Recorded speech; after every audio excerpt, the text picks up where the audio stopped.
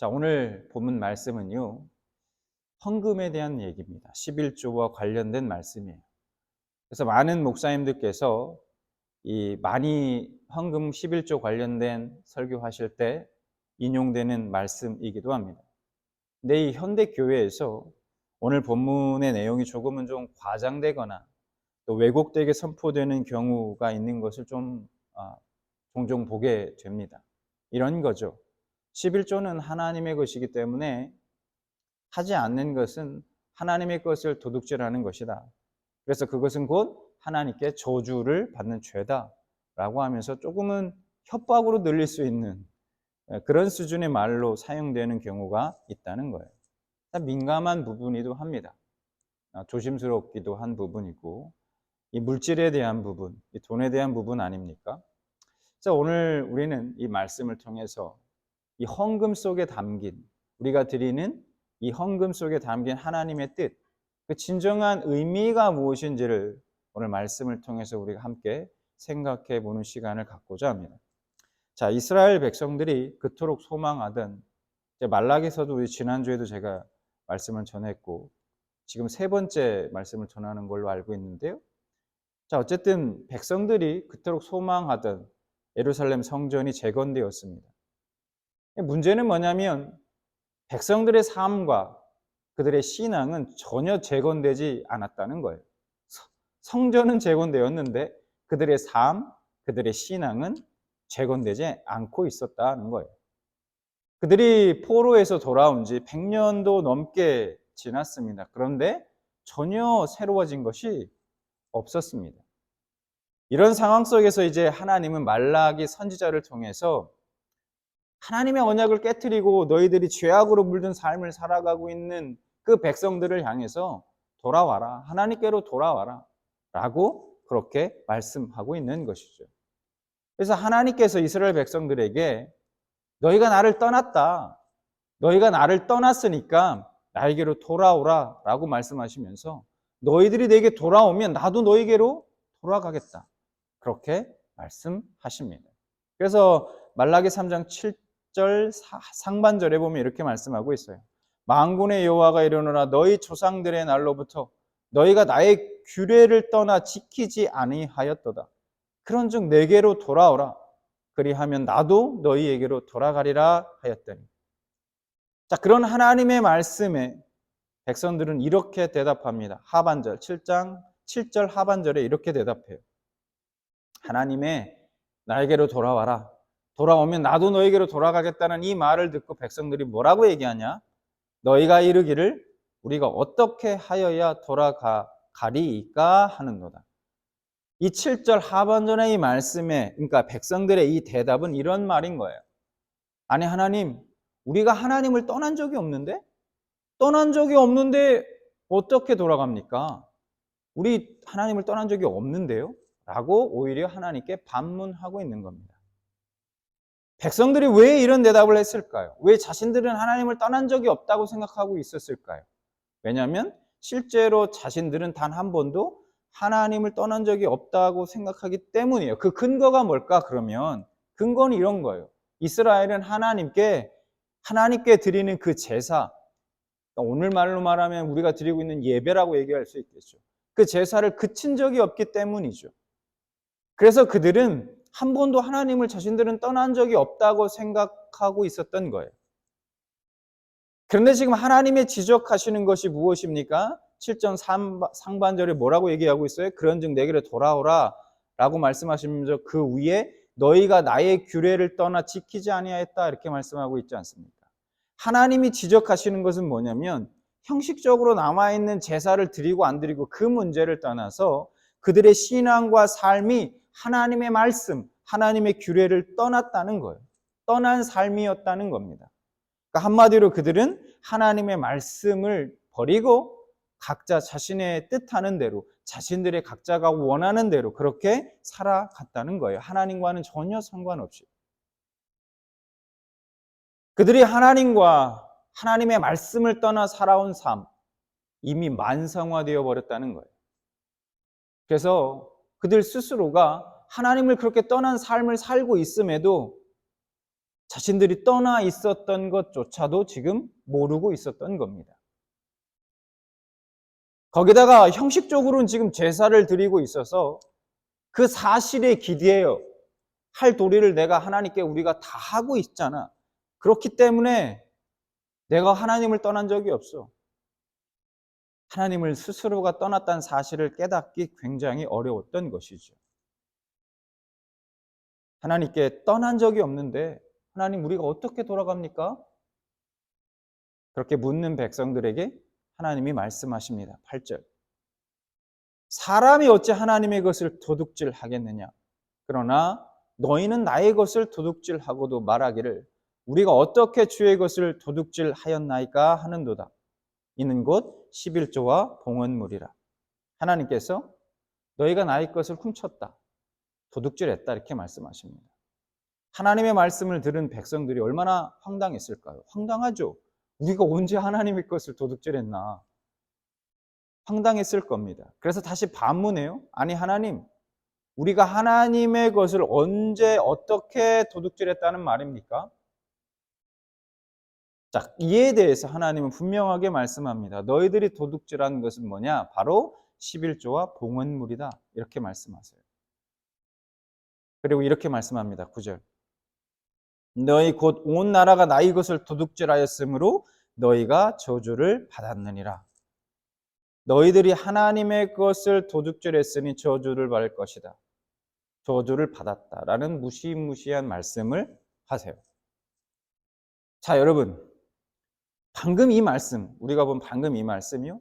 이 말씀을 보면 제가 앞서 서론에서 말씀드린 말이 맞는 것 같지 않습니까? 그러니까 11조는 하나님의 것이기 때문에 11조를 하지 않는 것, 하나님의 것을 도둑질하는 것이고 때문에 하나님의 저주를 받는 죄다 라는 내용으로 가르치고 있는 건 말입니다. 이게 맞는 것 같지 않습니까? 오늘 본문 말씀을 보면 하나님께서 분명 그렇게 말씀하고 계시기도 해요. 자, 그런데 중요한 것이 있어요. 중요한 것이 있습니다. 이 말씀을 뚝 떼어서 적용하기 이전에 하나님이 이렇게 말씀하신 그 이유, 그리고 그 속에 담긴 의미를 우리가 분명하게 아는 것이 중요합니다. 그래서 8절의 말씀을 이해하기 위해서 먼저 우리가 알아야 될 것이 있어요. 뭐냐? 11조의 의미가 뭐냐? 하나님이 왜 11조라는 그 규례를 정하셨는가? 라는 것을 우리가 먼저 알 필요가 있습니다. 하나님께서 11조의 규례를 제정하신 이유가 있어요. 자, 먼저 민수기 18장 24절 보겠습니다. 이렇게 말씀합니다. 이스라엘 자손이 여호와께 거제로 드리는 11조를 레위인에게 기업으로 주었으므로 내가 그들에게 대하여 말하기를 이스라엘 자손 중에 기업이 없을 것이라 하였도다. 자, 11조의 규례를 세우신 첫 번째 목적, 그 이유는 뭡니까? 땅을 기업으로 받지 못한 레위 지파, 레위인들을 위해서입니다. 그들의 생계를 위해서. 이스라엘 12지파들이 가나안 땅을 차지한 이후에 그 땅들을 다 분배해서 가졌어요. 기업으로 자신들이 다 받았다고요. 그 땅을 정복한 이후에. 근데 레위인들은, 레위 지파는 땅을 기업으로 받지 못했어요. 그들이 기업으로 주어진 것이 뭐냐면 11조였어요. 레위인들의 기업은 11조였다고요. 그들의 생계가 거기에 달려 있었던 거예요. 그래서 다른 지파처럼 땅을 일구어서 농사를 지어서 자신들의 생계를 이어가는 것이 아니라 11조에 그들의 생계가 걸려 있었다라는 거예요. 기업으로 하나님께서 그 11조를 주셨다는 거예요. 레위인들에게. 자, 그 다음 신명기 14장 28절 29절을 보면 이렇게 말씀해요. 매 3년 끝에 그 해 소산의 10분의 1을 다 내어 내 성읍에 저축하여 너희 중에 분깃이나 기업이 없는 레위인과 네 성중에 거류하는 객과 및 고아와 과부들이 와서 먹고 배부르게 하라. 그리하면 내 하나님 여호와께서 내 손으로 하는 범사에 내게 복을 주시리라. 두 번째 11조의 규례를 세우신 목적, 그 이유가 뭐냐? 한마디로 주위에 소외되고 어려운 이웃들의 생계를 위해서라는 거예요. 하나님께서 11조의 규례를 세우신 목적을 이렇게 크게 두 가지로 볼 수 있습니다. 그러니까 레위인들과 사회의 주변에 소외된 어려운 이웃들, 그 생존이 바로 뭐에 달려있다? 바로 이 11조에 달렸다는 겁니다. 자, 그러면 먼저 우리가 생각해 볼 것이 하나님께서는 무엇 때문에 이 레위인들에게 땅이 아닌 이 11조를 기업으로 주셨을까요? 그냥 똑같이 레위 지파에게도 그 지파들에게도 땅을 기업으로 주셨으면 됐지 않습니까? 그래 너희들이 여기서 알아서 농사해서 먹고 살아 이랬으면 좋았잖아요. 근데 왜 레위인들은 땅을 안 주고 왜 이런 11조를 기업으로 너희들이 기업이다 하고 이 11조를 레위인들에게 허락하셨냐는 거예요. 왜 굳이? 자, 그것은 레위인들이 하는 일과 연관이 있습니다. 레위인들이 무슨 일을 했느냐? 레위인들은 회막에서 봉사하면서 이스라엘의 그 죄를 담당하는 일을 했습니다. 그러니까 하나님 앞에 제사하는 그 일들을 누가 담당했냐? 레위인들이 담당했다는 거예요. 이스라엘 백성들에게 레위인은 자신들의 죄를 위해서는 없어서는 안 되는 존재인 거였어요. 레위인의 생존이 이스라엘에게는 아주 중요한 문제가 되는 겁니다. 하나님 앞에 용서받기 위해서는 자신들이 죄를 지으면 그 죄를 하나님 앞에 용서받기 위해서 제물을 가지고 하나님 앞에 나아갑니다. 그래서 그 제사를 지내는 모든 일들을 진행하는 그것을 누가 맡았다? 담당했다? 레위인들이 하는 일이 그거였어요. 그래서 레위인들의 생존은 이스라엘이 하나님 앞에 죄를 용서받는 그 일에 있어서 아주 중요한 사람들이었다는 거예요. 레위인의 존재가. 근데 자, 여러분, 그런데 한번 생각해 보시기 바라요. 레위인들의 존재가 이스라엘 백성들에게 언제 중요하게 여겨질 수 있을까요? 이스라엘이 자신들의 죄를 깨닫고 하나님 앞에 회개하고자 하면, 즉 하나님의 은혜를 기억하고 하나님과의 그 관계를 소중하게 생각한다면 그들에게 있어서 레위인의 존재는 아주 중요하게 여겨질 것입니다. 반대로 레위인들의 생존을 위해 그렇게 되면 그들이 레위인의 생존을 위해서 11조를 잘 할 거예요. 그렇죠? 그런데 반대로 하나님의 은혜를 잊어버리고 죄 용서 뭐 그런 거 필요 없어. 뭐 하나님의 은혜 그걸 다 잊어버리고 하나님과의 관계를 그들이 소중히 여기지 않는다면 어떻게 될까요? 그들에게 있어서 그냥 레위인의 존재는 부담스러운 존재일 뿐인 거예요. 귀찮은 존재. 그러면서 자연히 11조에 대해서 소홀히 여겨질 수밖에 없다는 거죠. 그러니까 이스라엘이 11조를 하지 않는다는 것은 무슨 뜻입니까? 거기에는 하나님 앞에 회개를 내팽개쳤다. 죄 용서함에 대해서 중요하게 생각하지 않는다. 회개를 내팽개쳤다는 것은 하나님의 은혜 또한 그들이 잊었다는 증거가 되는 것입니다. 그 다음, 하나님은 이스라엘에게 매 3년마다 레위인과 고아와 과부, 즉 사회적 약자를 위한 11조의 규례를 세우셨어요. 표면적으로 보면 단순히 사회적 약자를 위한 것 같지만 여러분 그 속에는 이스라엘에게 주시는 하나님의 메시지가 담겨 있다는 거예요. 뭐냐? 나그네나 고아, 과부, 그건 누구를 상징하느냐? 바로 이스라엘 자신들을 상징하고 있다는 거예요. 언제? 이집트에서 종살이 하던 이스라엘이요. 종이었던 그들이요. 사회에서 가장 밑바닥에 있었던 종이었던 그들을 보게 하는, 상징하는 그런 사람들이기도 했다는 거예요. 나그네나 고아나 과부. 이스라엘 자신들의 모습을 생각나게 한다는 거예요. 이 약자라는 것은 결국 이스라엘이 애굽에서 노예로 생활하던 그 본래의 모습을 의미한다라는 거예요. 이러한 이스라엘을 가나안 땅으로 하나님께서 인도해 주셨죠. 그리고 그 땅을 기업으로 그들에게 주셨습니다. 누가 주셨어요? 하나님이 주셨죠. 그들이 가나안 땅에 거하고 그 땅을 기업으로 받아 누릴 수 있는 것, 전적인 하나님의 은혜의 결과였습니다. 때문에 그 무엇도 자신들의 것이라 할 수 없는 것이죠. 하나님은 이 은혜를 잊지 말아라. 이것을 잊지 말아라, 너희들이. 내가 너희들에게 베풀었던 이 은혜, 너희들이 어떤 은혜를 받았는지 이걸 잊지 말고 살아라. 본래 너희들이 어떤 존재였는지. 그렇게 하기 위해서 하나님께서는 이 11조의 규례를 세우신 겁니다.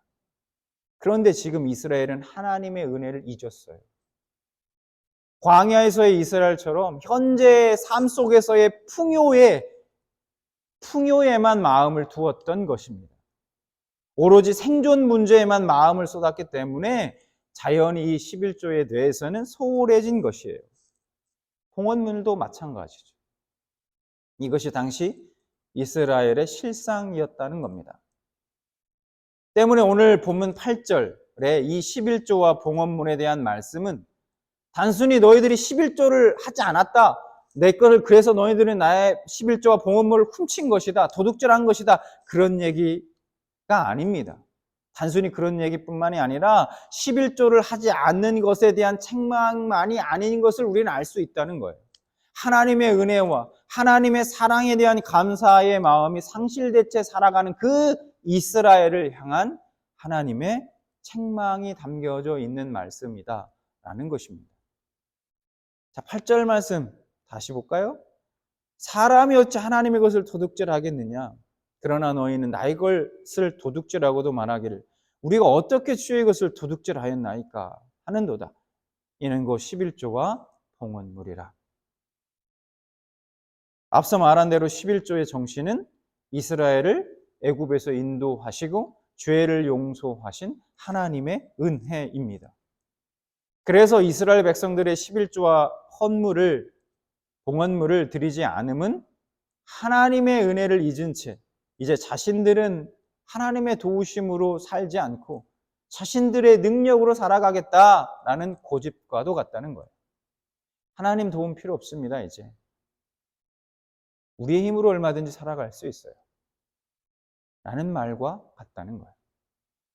하나님께서는 그런 그들에게 하나님의 것을 도둑질했다고 말씀합니다. 이것을 지금 우리에게 적용하면 11조와 헌금을 드림은 내가 지금 살아있음도 살아가고 있는 힘도 나로 말미암지 않고 하나님으로 말미암습니다. 모든 것이 하나님의 은혜입니다 라는 고백인 것입니다. 여러분, 하나님은 재물을 원하는 것이 아니에요. 뭐 이렇게 재물이 탐이 나겠습니까? 이 온 우주가, 온 세상이 다 주의 것인데.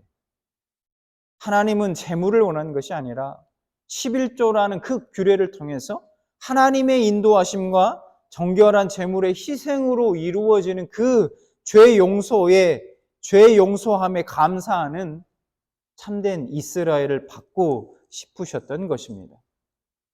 그런 참된 이스라엘로 하나님 앞에 나아간다면 하나님은 그런 그들을 복되게 하실 것입니다.